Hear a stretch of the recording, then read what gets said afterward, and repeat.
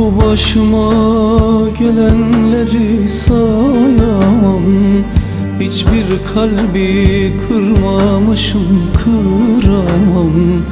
Yokluğunda yandı gönlüm, kavruldu. Daya sana doymamışım, doyamam. Yaban elden neler geldi başıma. Düşündükçe aklar düştü saçıma. Hep zalimler çıktı benim karşıma. Zulümlerden geliyorum ledayı. Uzaklardan geliyorum ledayı. Ölümlerden geliyorum ledayı. Belalardan geliyorum ledayı. Ben o eski ben değilim ledayı. Nerede o eski günlerim ledayı?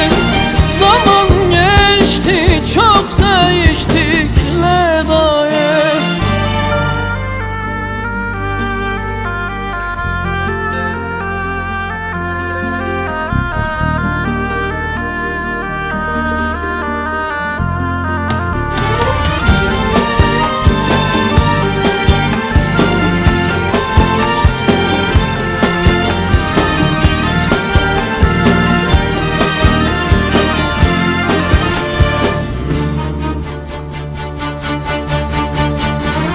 Boz bulanık seller gibi akmadım. Ateş olup insanları yakmadım. Hiç kimsenin yuvasını yıkmadım.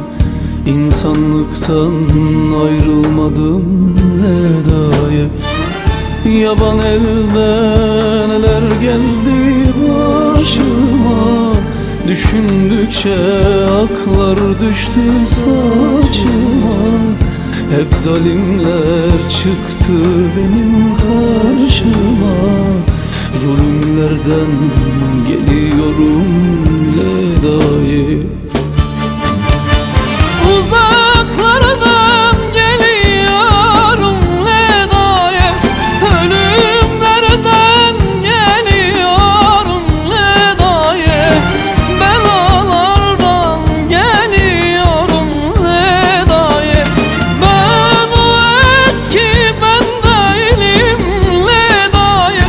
Nerede o eski günlerim ledayı? Zaman geçti, çok değiştik ledayı.